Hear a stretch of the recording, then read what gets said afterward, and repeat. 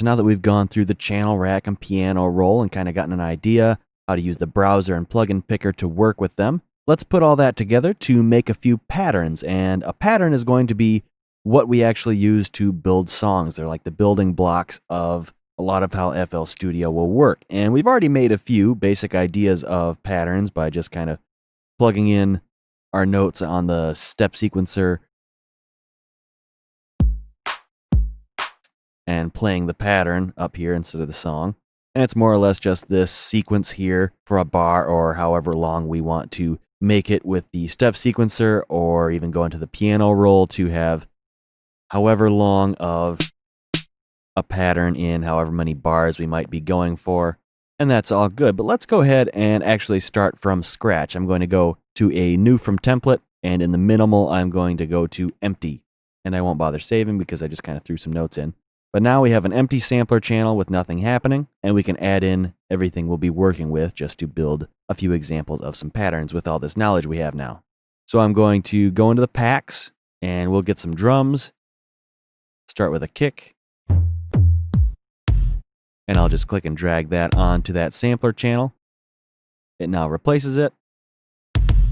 And this kick is in place. Let's find ourselves a snare real quick, and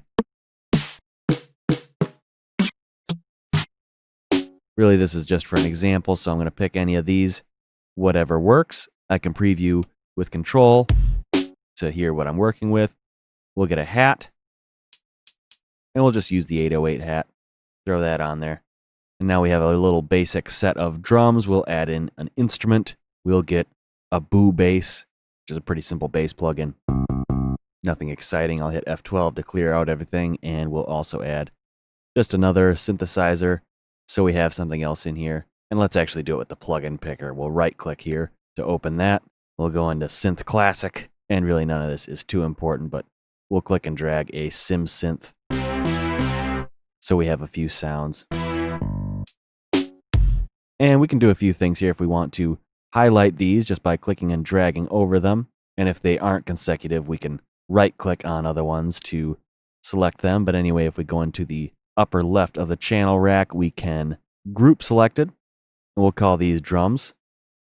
And now we have a drop down up here for drums and then unsorted, but instead we will select both of these. I'm right clicking, and we'll group these, call them instruments, which could be anything. This is just what I'm calling these. And now we have two groups, drums and instruments, plus we can just look at all, and we can work with our channel rack that way if we want to. It's not necessary, but it's one way to keep organized. And now making a pattern, let's just put a kick on every 4 steps. So we have 1, 2, 3, 4, 4 on the floor. Let's adjust our tempo a bit. Put it down to 120, not really important, but we'll go ahead and do that. And let's do something a little bit more interesting than that. We'll put a snare on 2 and 4. And a hat every 2 steps. We'll also adjust the velocity of that hat, giving it a little bit of variation as it goes through. And we can do the same thing with the kick with the graph editor here.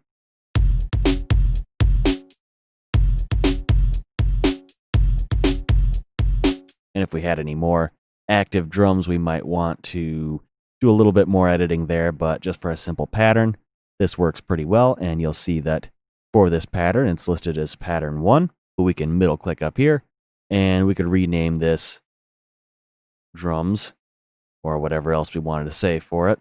We could have added a color or something on there too if we wanted.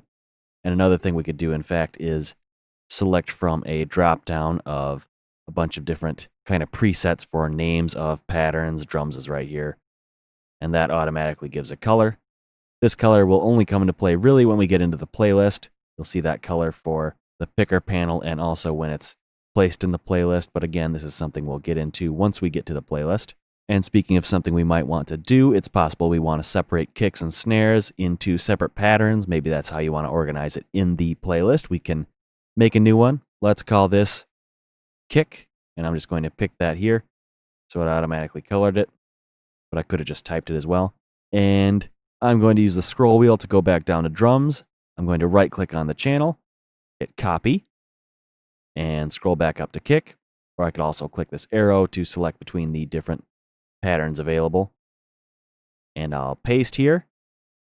And now I have that same thing. I can go ahead again, make a new one. We'll call this one the snare. And I'll put a snare on 2 and 4. I don't really need to copy that one.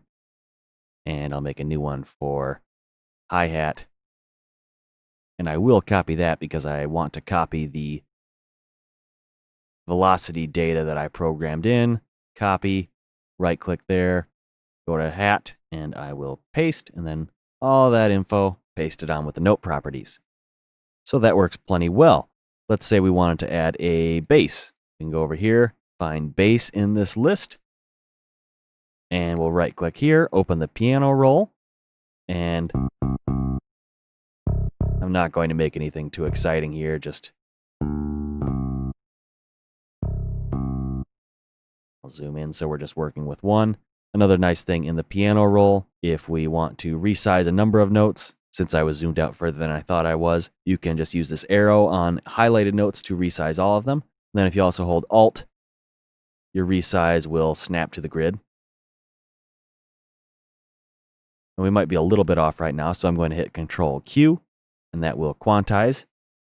And like we saw before, I'm going to use Control B, and we are lined up exactly to that line since I just quantized. I'll hit Control B, and that will copy over exactly those notes onto itself. And I'll deselect and do it one more time. So I'm copying all of that into a full bar. I could have done the same thing, highlighted it, held Shift and copied those over.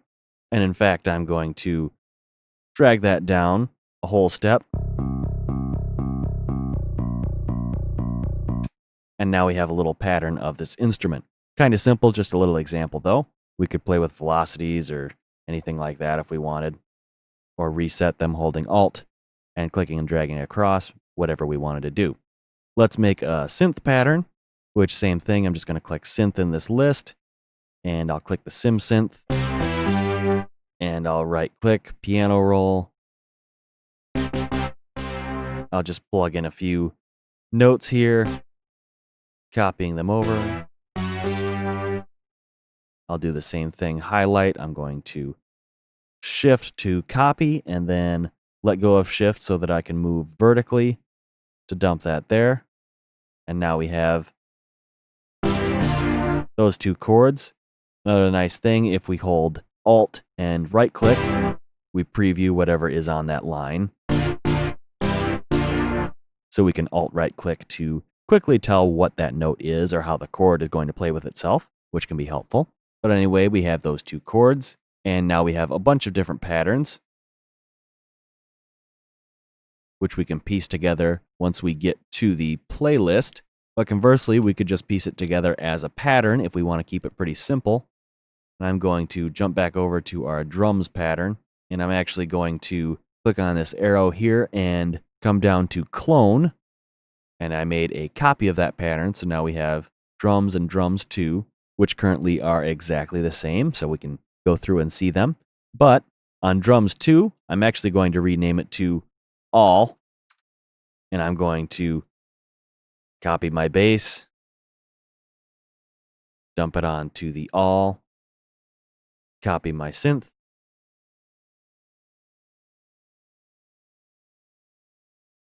and also dump that. And since I go 2 measures with the piano roll and not with the drum patterns, I'm going to loop here.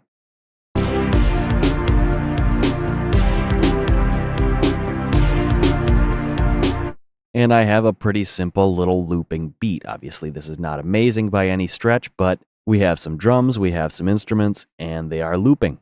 We haven't yet taken this into the mixer or placed anything in the playlist, but those are both things we're going to continue into once we start piecing more of these ideas together and add to the whole that is FL Studio. But even just if you keep it directly in the channel rack, there is a fair amount of things you can do. You could do some mixing with the volumes here. You could edit filters even in the settings for the channels and go to a number of different places. which we got a good initial look at some of that here. So with that, we're now going to move on into the mixer in the next video, so I will see you then.